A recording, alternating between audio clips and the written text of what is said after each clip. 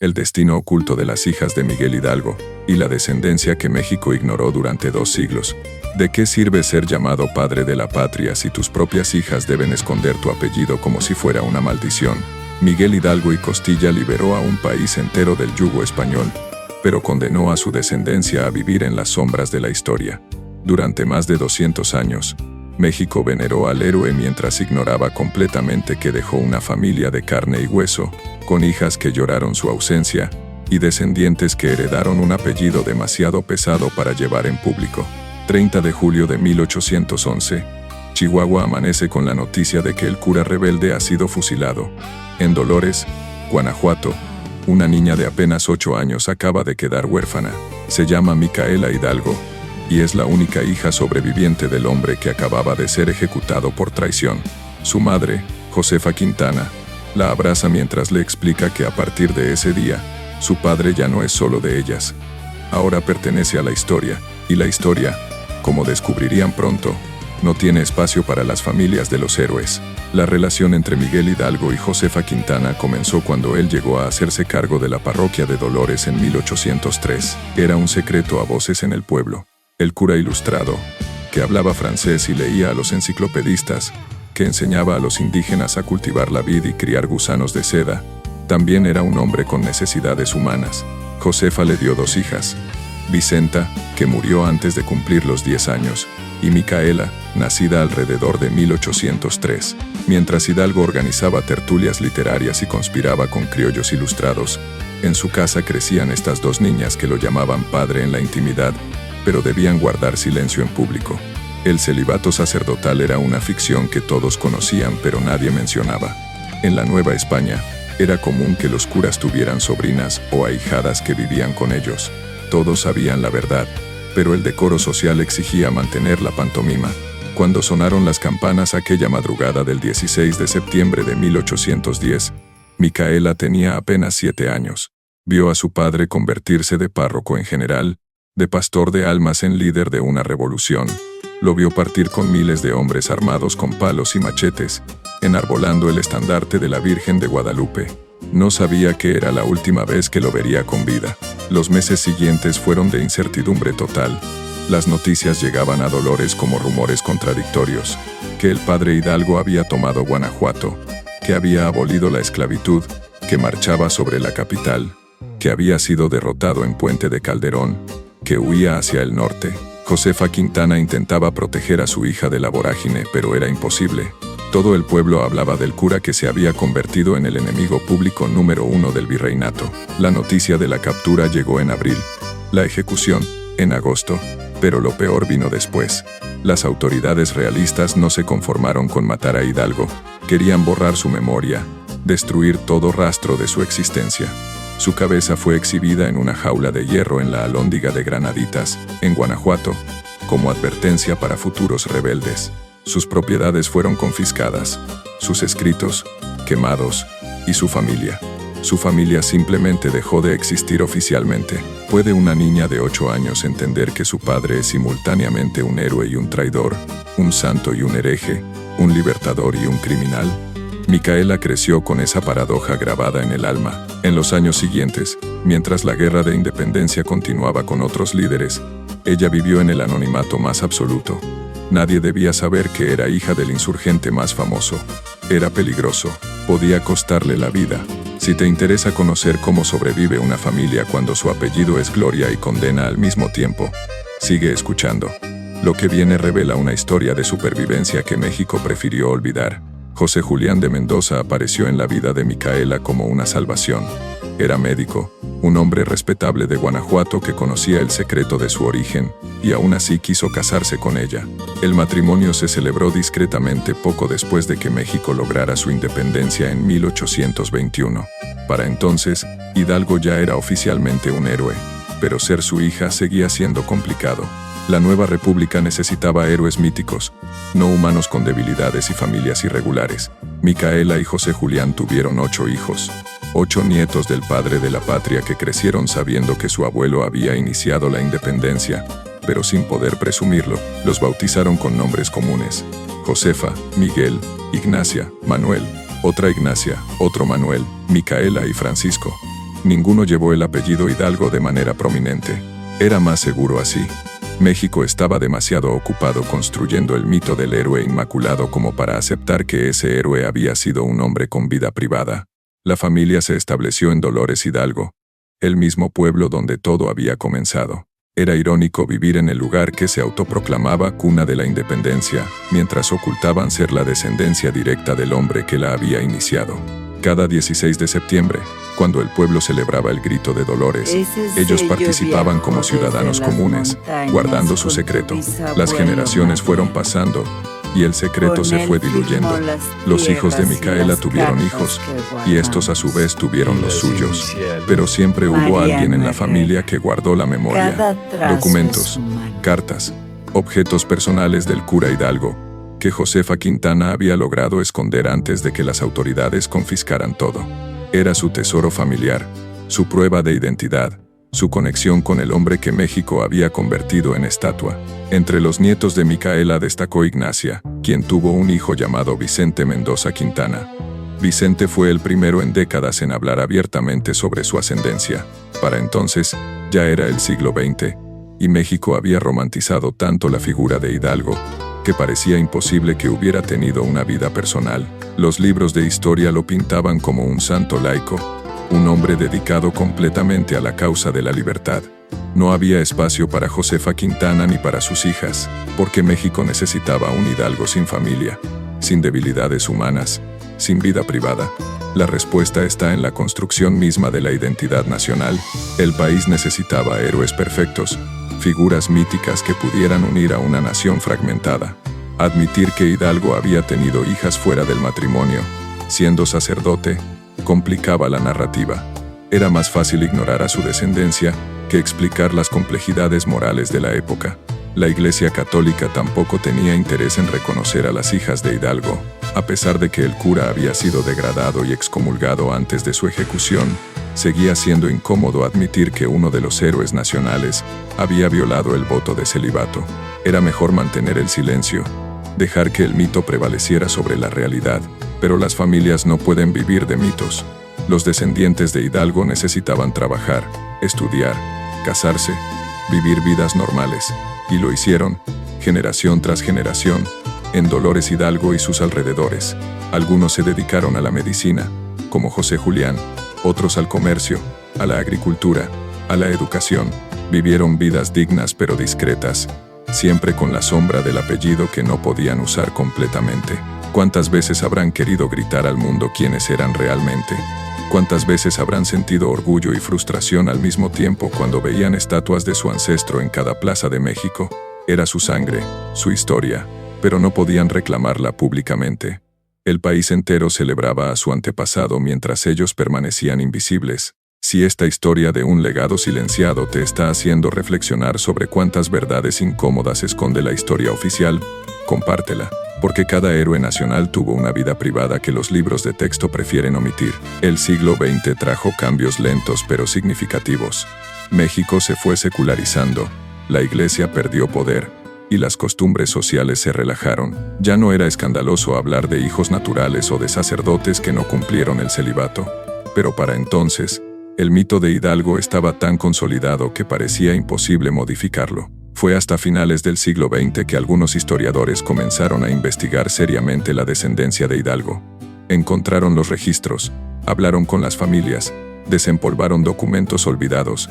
La monografía Dolores Hidalgo, cuna de la independencia nacional, fue una de las primeras publicaciones en reconocer abiertamente la existencia de Micaela y su descendencia. Los descendientes actuales, que viven principalmente en Guanajuato, han empezado a salir de las sombras. Ya no es un secreto vergonzoso ser tataranieto o chosno del padre de la patria. Algunos han compartido los documentos familiares, las historias transmitidas de generación en generación, los objetos que guardaron celosamente durante 2 siglos, pero el reconocimiento oficial sigue siendo tibio. No hay monumentos a Micaela Hidalgo, la hija que sobrevivió. No hay placas conmemorativas para Josefa Quintana, la mujer que compartió la vida del cura rebelde. En los libros de texto escolares, Hidalgo sigue siendo el sacerdote célibe y virtuoso que sacrificó todo por la patria, su humanidad, sus afectos, su paternidad, siguen siendo notas al pie de página que pocos leen. La ironía es que reconocer la humanidad de Hidalgo no disminuye su grandeza. Al contrario, la aumenta. Hace falta más valor para iniciar una revolución cuando tienes hijas que perderán a su padre. Hace falta más convicción para enfrentar la muerte sabiendo que dejas huérfanos. El Hidalgo padre de familia es más heroico que el Hidalgo estatua, porque eligió la causa de la libertad sabiendo exactamente lo que sacrificaba. Los descendientes actuales no buscan fama ni fortuna. No reclaman herencias millonarias ni privilegios especiales. Solo quieren que se reconozca su historia, que México acepte que sus héroes fueron humanos, que el padre de la patria fue también padre de Vicenta y Micaela, que detrás del grito de Dolores había un hombre que dejó una familia esperándolo en casa. ¿Qué nos dice sobre nosotros como sociedad el hecho de que hayamos preferido un héroe sin familia a un hombre completo? ¿Qué otras verdades incómodas hemos enterrado para mantener intactos nuestros mitos fundacionales? La historia de los descendientes de Hidalgo es un espejo que refleja cómo México ha construido su identidad, selectivamente, romantizando algunos aspectos mientras oculta otros.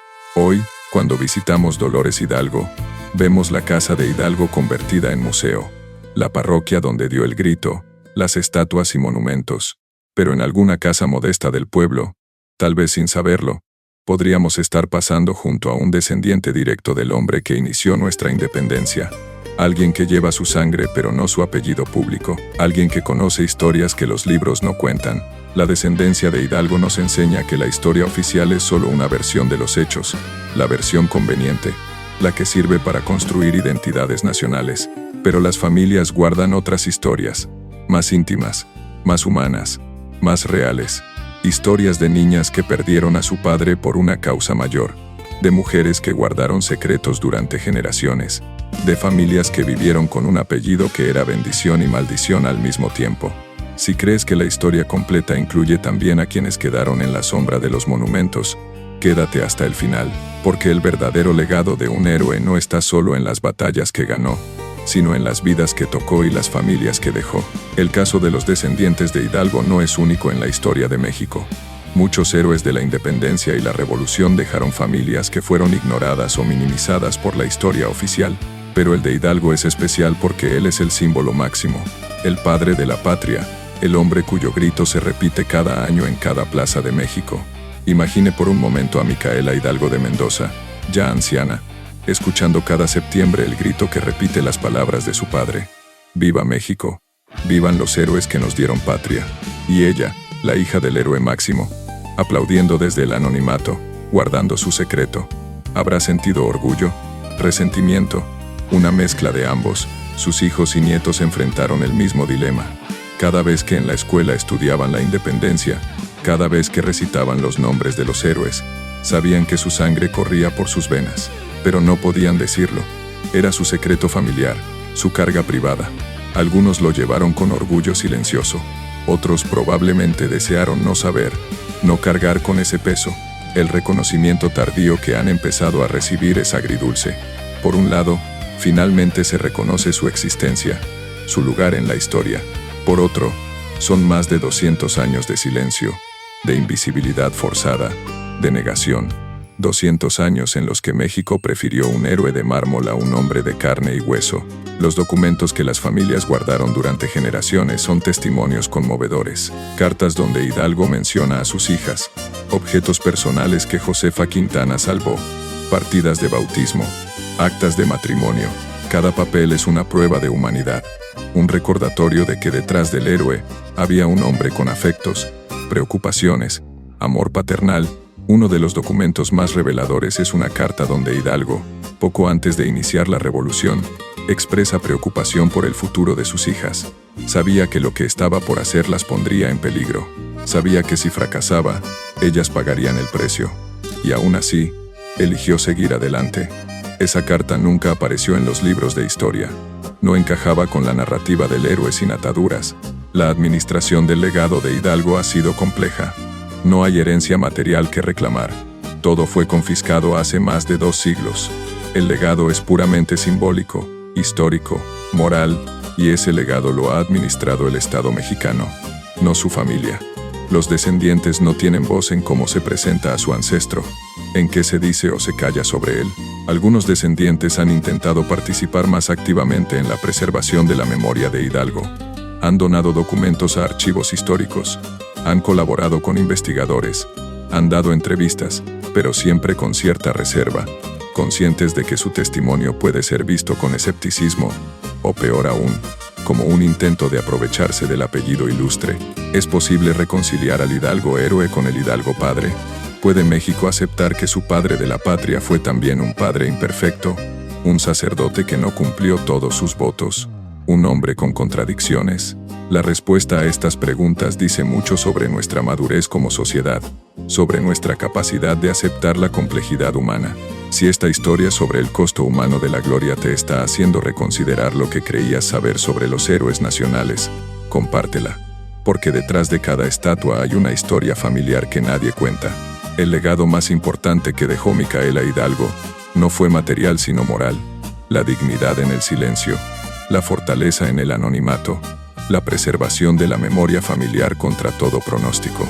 Ella y sus descendientes mantuvieron viva la humanidad de Hidalgo cuando el país lo estaba convirtiendo en mito. Hoy, cuando algunos descendientes han decidido hablar públicamente sobre su linaje, no lo hacen por vanidad o beneficio personal, lo hacen por justicia histórica, por completar el relato, por devolverle a Hidalgo su humanidad. Porque un héroe sin familia, sin afectos, sin debilidades, no es un modelo a seguir, es una estatua inalcanzable. La lección que nos dejan los descendientes de Hidalgo es poderosa. Los apellidos ilustres no crían hijos, los crían las madres y padres que se quedan. Josefa Quintana crió a Micaela prácticamente sola. José Julián de Mendoza fue más padre para los nietos de Hidalgo que el propio héroe nacional. Las familias se construyen con presencia, no con gloria póstuma. Y tal vez esa es la ironía más grande de todas. Miguel Hidalgo es el padre de la patria, pero fue José Julián de Mendoza quien ejerció la paternidad real con los descendientes del héroe. Hidalgo dio su vida por la libertad de México, pero fue su yerno quien dio vida y sustento a su linaje. Los monumentos son para Hidalgo, pero el agradecimiento familiar es para Mendoza. Los descendientes actuales han encontrado un equilibrio. Reconocen y honran su ascendencia, pero no viven de ella. Tienen sus propias vidas, sus propias profesiones, sus propias familias. Son mexicanos comunes que resultan tener un bisabuelo o tatarabuelo extraordinario. No piden privilegios especiales, solo reconocimiento de que existen, de que son parte de la historia. Algunos han propuesto que se cree un pequeño memorial a la familia de Hidalgo en Dolores, no un monumento grandioso, sino algo modesto que reconozca a Josefa Quintana, a Vicenta que murió niña, a Micaela que sobrevivió. Un recordatorio de que los héroes dejan más que hazañas, dejan ausencias, dejan vacíos, dejan familias que deben continuar sin ellos. El debate sobre si incluir o no la historia familiar de Hidalgo en los libros de texto continúa. Algunos argumentan que complicaría innecesariamente la narrativa histórica. Otros sostienen que es precisamente esa complejidad la que hace la historia relevante y humana. ¿Queremos héroes de mármol o queremos seres humanos que, a pesar de sus imperfecciones, eligieron la grandeza? La respuesta que demos a esa pregunta determinará no solo cómo contamos nuestra historia, sino cómo entendemos el heroísmo, el sacrificio, el legado. Si seguimos prefiriendo los mitos a las personas, las estatuas a los seres humanos, estaremos condenando a futuras generaciones a repetir el mismo ciclo de ocultamiento y negación.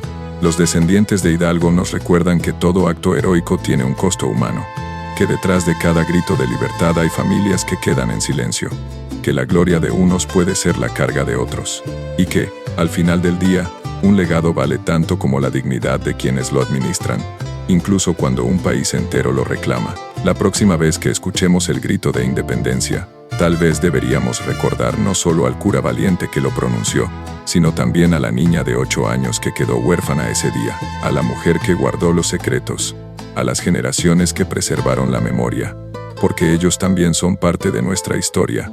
Aunque hayamos tardado 200 años en reconocerlo, quizás el verdadero legado de Miguel Hidalgo no está en las batallas que libró o en las palabras que pronunció. Quizás está en esa línea de descendencia que sobrevivió al silencio, al olvido, a la negación, que mantuvo viva la humanidad del héroe cuando todos querían convertirlo en mito, que nos recuerda que los padres de la patria fueron, antes que nada, simplemente padres, y que ese simple hecho los hace no menos grandes, sino infinitamente más humanos.